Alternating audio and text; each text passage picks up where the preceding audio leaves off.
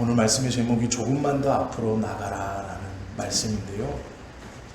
이스라엘에 기스라는 사람이 있었습니다. 기스는 베냐민 지파의 사람이었고 그 기스는 유력한 자였습니다. 즉 베냐민 지파에서는 누구다라고 하면 알만한 그러한 재산을 가지고 있고 힘이 있는 사람이었습니다. 이 기스가 어느 날 아침에 일어나 보니 암나귀가 없어진 겁니다. 그래서 이것을 어떻게 할까 고민했습니다. 우리 생각에는 나귀라고 하면 짐을 싣고 다니는 것이라고 생각하실 수 있지만 이 당시의 나귀는 부요한 사람들이 타고 다니는 운송수단이었습니다. 비록 좀 느리지만 그래도 사람을 싣고 이 나귀가 사람만 합니다. 높이가. 그래서 사람을 싣고 그 사람을 태우고 다닐 수 있는 운송수단 중 하나였습니다. 특별히 나귀는 부자들이 타고 다니는 그런 운송수단 중 하나였죠. 우리로 말하면 양 한 마리를 잃어버린 것도 목자를 보내 찾으러 나가는 상황에서 암나귀라는 것은 굉장히 큰 재산상 손해입니다.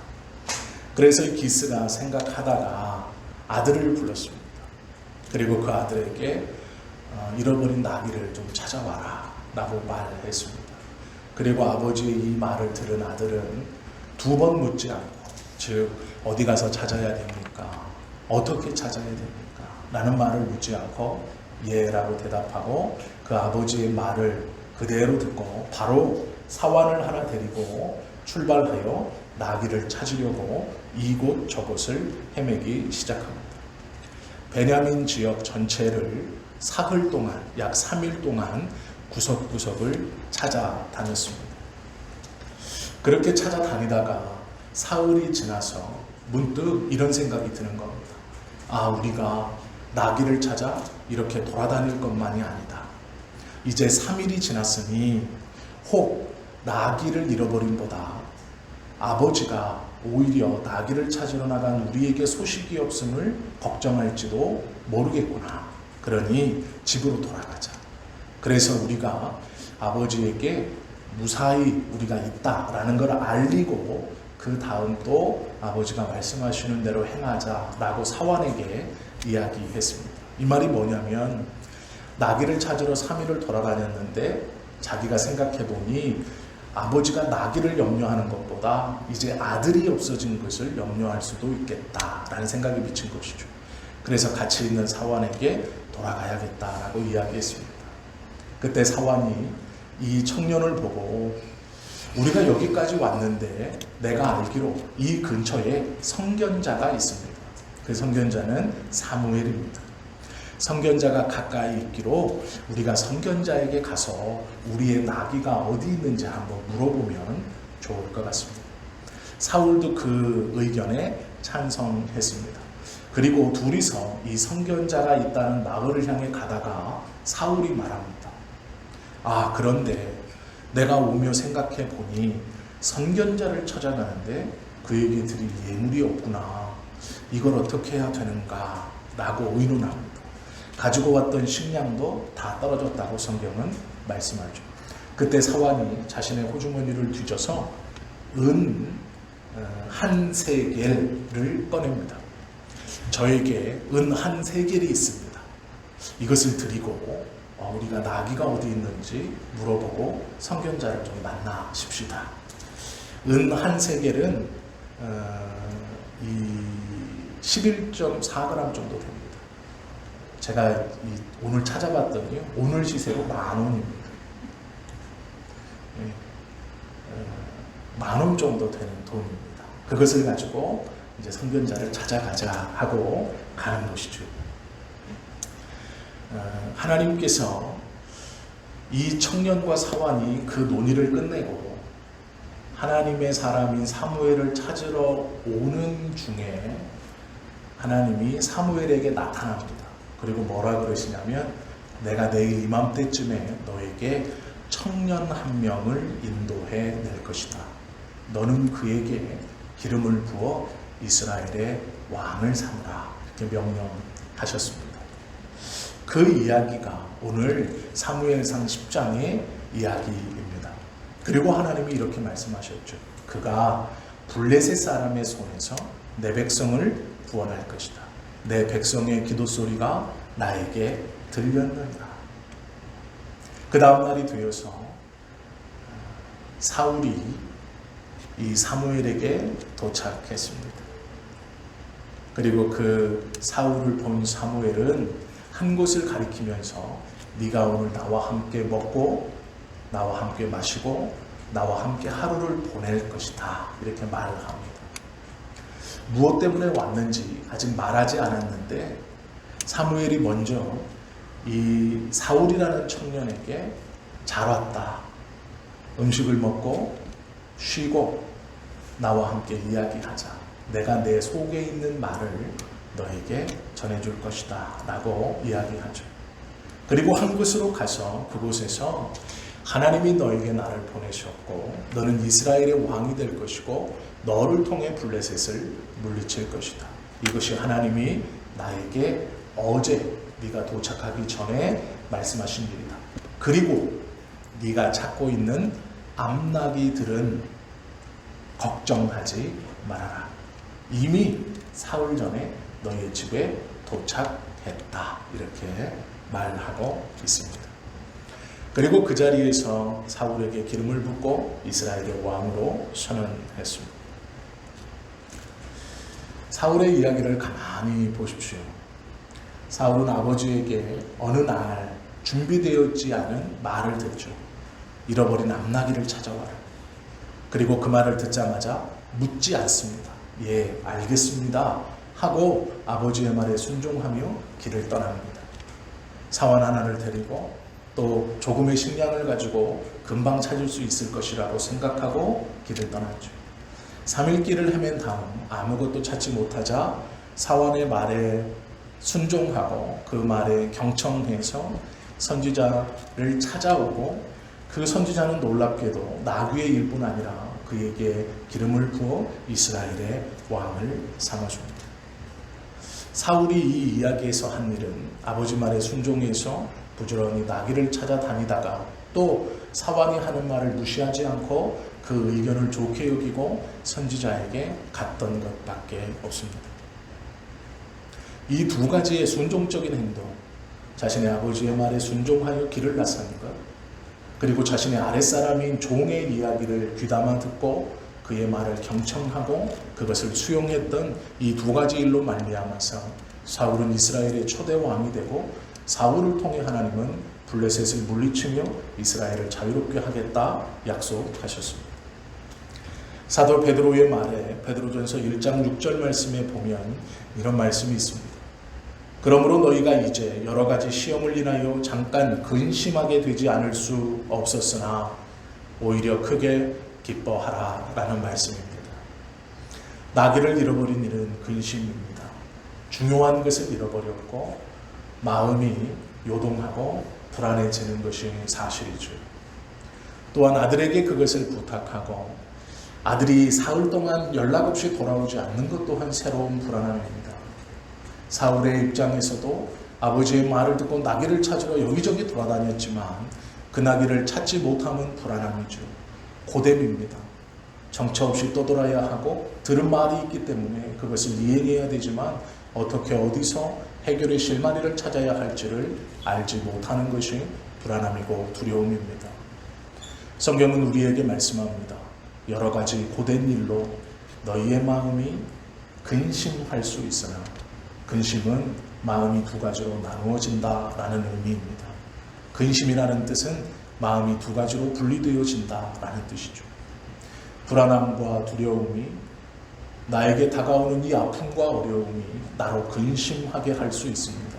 마음이 두 가지로 나누어지게 할 수 있다라는 것이죠.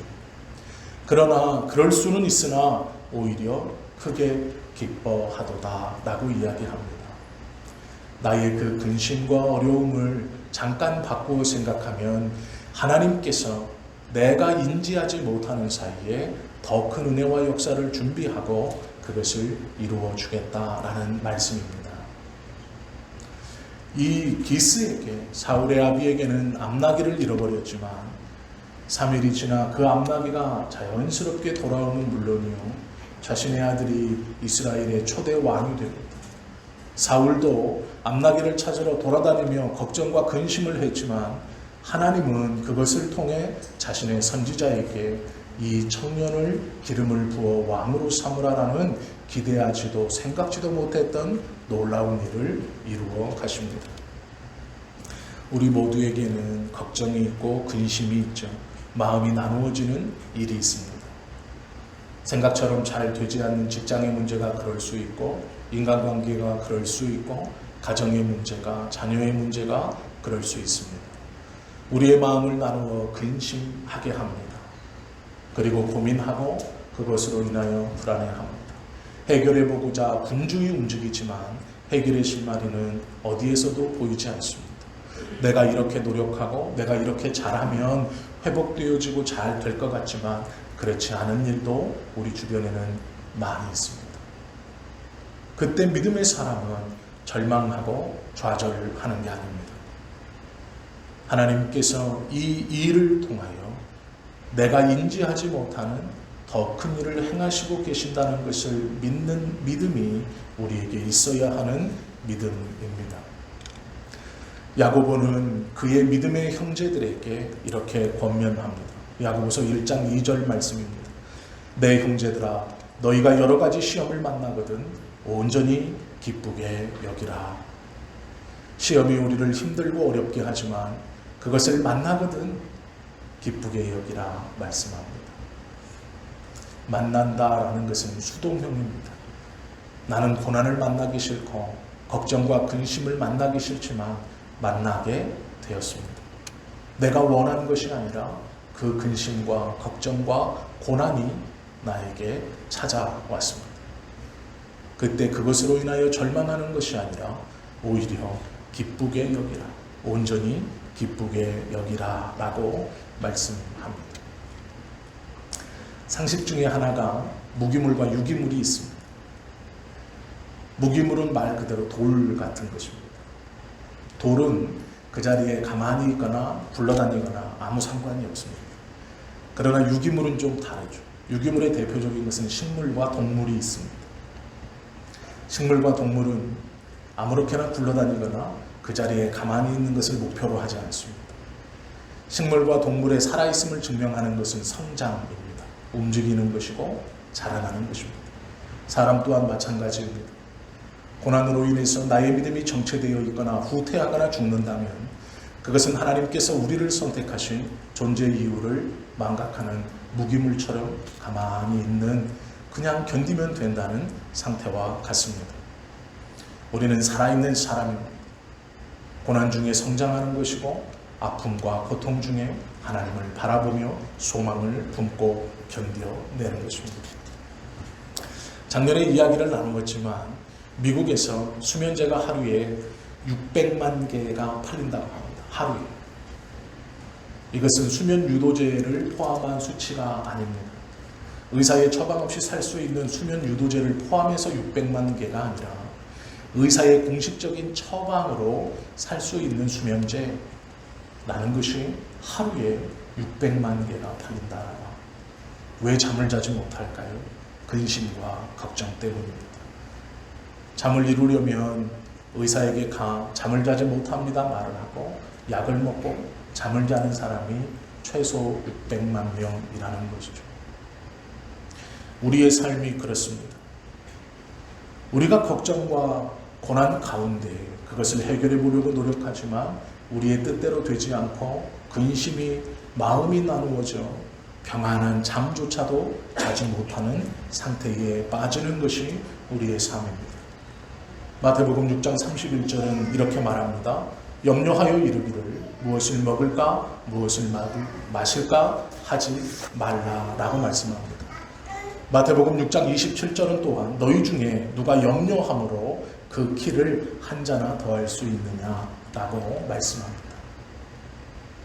하나님은 우리에게 근심과 걱정이 있는 우리에게 요한복음 14장 1절에서 이렇게 말씀하시죠. 너희는 마음에 근심하지 말라. 하나님을 믿으니 또 나를 믿으라. 이것이 예수님의 말씀입니다. 근심된 일이 많으나 그것으로 인하여 온전히 기뻐하라 말씀하시고 그 근심 앞에서 예수 그리스도를 붙들고 의지하라 말씀합니다. 왜요?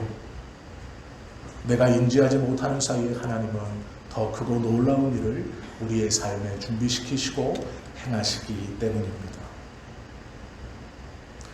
아마 사울이 바로 선지자를 찾아왔다면 성경을 보시면 아버지의 말을 듣고 사울이 떠난 그날 암나기가 집으로 돌아왔습니다.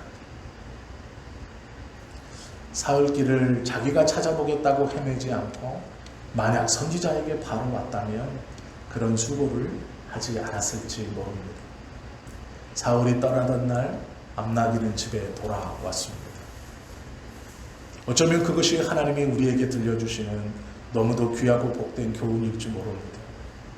하나님이 문제를 내가 해결하기 위해서 이렇게 저렇게 몸부림쳐보고 발버둥쳐보고 할 수 있는 것들을 다 해보고 할 수 없어 다른 이의 말을 듣고 하나님 앞에 나와 이러이러한 문제가 있습니다라고 하는 그 오랜 세월, 그것이 아니라 바로 하나님 앞에 나와 하나님 나에게 이런 문제가 있습니다 라고 했다면 그 사흘의 수고를 하지 않았을지도 모릅니다. 우리가 고통과 어려움 가운데 내 힘 스스로 해결해 보겠다고 몸부림치던 그 모든 기나긴 순간 동안 어쩌면 하나님께서 가장 원하시는 것은 내 앞에 바로 나오는 것을 원하시는 것일지 모릅니다. 성경은 그것을 말씀하고 있죠. 사울은 하나님의 은혜가 무엇인지를 깨닫게 되죠. 또한 우리도 오늘 이 본문의 말씀을 가지고 하나님의 은혜가 무엇인지를 충분히 짐작해 볼 수 있습니다. 바울은 빌립보서 4장 6절에서 이렇게 말합니다. 아무것도 염려하지 말고 오직 모든 일에 기도와 간구로 너희 구할 것을 감사함으로 하나님께 아뢰라 라고 말씀합니다. 아무것도 염려하지 말고 두 마음을 품을 필요 없다. 오직 모든 일에 기도와 간구로 너희 구할 것을 감사함으로 하나님께 아뢰라 라고 말씀하고 있습니다. 이것은 하나님의 약속입니다. 하나님의 약속이기에 그 약속하신 분이 하나님이시기에 그 약속을 믿고 그대로 행할 수 있는 것이죠. 우리가 걱정하고 있는 일을 하나님은 이미 알고 해결하시고 있는 중일 것입니다. 사울이 걱정하고 있던 나귀는 이미 사흘 전에 집에 돌아가 있었습니다. 아버지의 명령을 받고 떠났던 그날 암나귀는 돌아왔습니다. 우리의 삶이 이러한 수고로운 삶일지 모르겠습니다. 내 힘으로, 내 능력으로, 내 경험으로 내가 무엇을 해보면 되지 않을까? 이 문제를 내가 충분히 해결할 수 있지 않을까? 그러나 그것을 하기 전 하나님 앞에 나아가 그 문제를 이야기하고 하나님의 도움을 구한다면 어쩌면 하나님께서는 가장 빠르게, 가장 은혜롭게 그 문제를 해결해 주시고 있는지도 모르겠습니다. 이것이 성경에서 말씀하시는 여호와 이레의 하나님입니다. 준비시키시고 그것을 이루어 가시는 하나님입니다. 성경에 보시면 안식일 새벽 미명에 여자들이 예수님의 무덤을 향유를 들고 찾아갑니다. 그런데 이것은 비정상적인 행동입니다. 예수님은 반란죄로 십자가형을 언도받았습니다. 십자가형을 언도받았다는 것은 얼굴을 가리우고 보지 않음을 당하는 수치입니다. 그게 무엇이냐면 십자가에 달린 죄인을 동정하거나 그 죄인을 위하여 눈물을 흘리면 그 죄인과 공범이 되어 같은 형벌을 받을 수 있는 중죄입니다. 그리고 이미 예수님의 육신은 창으로 그리고 십자가에 오래 매달려 있었기 때문에 볼품없이 망가져 있는 육신입니다. 또한 십자가에 달리기 전에 수많은 채찍질로 인해서 그의 몸은 일반적인 죽은 시체와는 다른 육신입니다. 그리고 그의 무덤은 큰 돌문으로 막혀 있었고 군병들이 앞에 지키고 있었습니다. 여인들은 시체를 닦을 향유와 물품을 가지고 예수님의 무덤에 갑니다. 상식적인 사람이라면 갈 수 없는 일입니다. 시체를 볼 수 있을지도 불가능한 일이고 군병들이 그것을 지키고 있고 그 시체에 손을 댔다는 것은 공범이라는 것을 인정하는 일입니다. 큰 돌무덤이 한 번 옮겨지면 다시 걷어내기는 여인들의 힘으로는 불가능합니다. 그런데 갑니다. 상식적인 생각으로는 가능하지 않지만 그 여인들은 예수님의 무덤을 향해 갑니다. 소용없는 짓인데 갑니다. 쓸데없는 일이라고 말렸을지 모릅니다. 그것이 얼마나 비상식적인 일이라면 예수님을 3년 반 동안 그렇게 쫓아다녔던 제자들 어떤 누구도 그곳을 함께 따라가지 않습니다. 왜요? 불가능한 일이기 때문입니다. 여인들의 생각처럼 예수님의 시체를 볼 수 있다, 닦을 수 있다, 그 장례를 준비할 수 있다는 것은 상식적으로는 불가능한 일입니다. 그러기에 제자들도 움직이지 않았습니다. 여인들은 미련스럽게 그 무덤에 갑니다. 그리고 그 포기하지 않는 발걸음으로 인해서 예수님이 부활했다는 것을 처음으로 접하게 되고 예수님의 수의가 놓여있던 곳에 서 있는 천사를 처음으로 맞닥뜨리게 됩니다. 그리고 그 천사에게 살아계셨을 때 말씀하신 것처럼 갈릴리로 가셨느니라 라는 말씀을 듣습니다. 예수님의 이 부활의 복된 소식을 처음으로 들었고 그것을 제자들에게 한달음에 달려가 이야기합니다. 그 얘기를 듣고 수제자였던 베드로가 무덤으로 뛰어와 그 빈 무덤을 보는 역사를 우리는 알고 있습니다. 하나님을 향해서 소용없는 짓, 상식과 이성에 기대어 쓸데없는 짓, 만날 수 없고 볼 수 없고 갈 수 없다, 갈 필요가 없다, 그것은 헛수고다라고 생각하는 그 발걸음을 돌려 세우는 상식과 자신의 경험, 세상의 부뚜 아래 머물러 있다면 하나님의 역사를 경험하지 못하고 그의 생을 마감할지도 모릅니다. 언제나 남들이 한 걸음 더 내딛어서 믿음으로 경험하는 그 은혜를 소문으로만 듣고 귀로만 들을지 모릅니다. 남들이 한 걸음 더 내딛어서 받았던 그 하나님의 은혜를 경험치 못하고 언제나 그 자리에 서서 자신의 경험과 상식과 세상의 소문에 붙들려 하나님의 은혜를 경험치 못하는 그러한 신앙인으로 마감될지 모르겠습니다. 은 한 세겔도 아닌 3분의 1을 들고 예수님 앞에, 선지자 앞에 나아간다라는 것이 사울에게 부끄러움이었다면 가지 못했을 겁니다. 집 나간 암나귀를 어떻게 찾습니까? 어디에 있는지를 알고 찾습니까? 어떻게 찾습니까? 라고 불평과 불만만 하고 그 걸음을 떼지 않았다면 어쩌면 하나님의 역사는 사울에게 일어나지 않고 다른 이에게 일어났을지 모릅니다. 자신의 생각대로 그 자리에 멈춰서 있었다면 아무런 은혜와 역사를 경험하지 못할 것입니다. 우리가 이 사울과 여인들의 이야기에서 알 수 있는 것처럼 우리의 상식이 우리의 발목을 잡습니다. 한 걸음 더 전진하지 못하게 합니다. 그것은 소용없는 것이고 상식에 반하는 것이고 나의 경험에 반하는 것입니다. 그런 일은 도저히 일어날 수 없는 것이죠. 믿음이라는 것은 그 붙드는 그 붙듦을 과감히 뿌리치고 한 걸음 더 내딛는 일입니다. 불가능하다고 하지만 내어 딛는 것이죠. 해결할 수 없다는 절망감이 오지만 맡기는 것이죠. 하나님 앞에 나아가 그 하나님께 맡기는 것입니다. 나의 문제를 맡기고 나의 믿음의 머뭇거림을 맡기고 하나님께서 주시는 은혜를 경험하고 살아내는 것이죠. 여인들이 경험했던 이 부활의 놀라운 소식은 상식에 반하는 것이었습니다. 하나님이 사울에게 베푸셨던 그 놀라운 영광은 사울이 묻지 않고 한 걸음을 내어 디딜 때 또한 자신의 어떠함을 생각하지 않고 선지자에게 찾아와 즉 하나님께 나와 그것을 이야기했을 때입니다.